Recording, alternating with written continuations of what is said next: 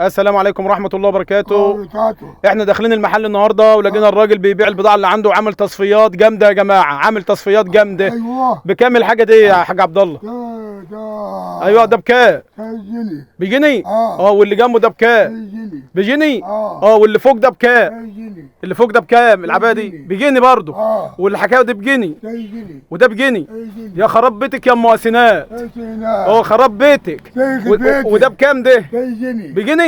يا دي النهار. وده بكام؟ جنيه. بجنيه رخص؟ بجنيه. والدولات دي كلها بكام؟ جنيه. بجنيه. يعني اي حاجه بكام؟ جنيه. اي حاجه بجنيه. اللهم صل على. تعمل تصفيات؟ لا حول ولا قوه الا بالله. ده خراب بيوت كده. ده انت كده شيعت الدنيا خالص.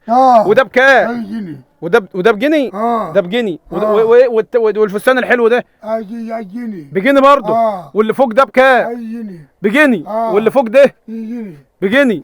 جنيه. يعني انت كنت بتبيع كل حاجه بكام؟ جنيه. طب والنبي اتزرغت بقى.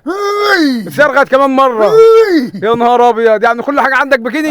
ده احنا في زمن يا عم الحاجه مش عارف احنا في زمن مين.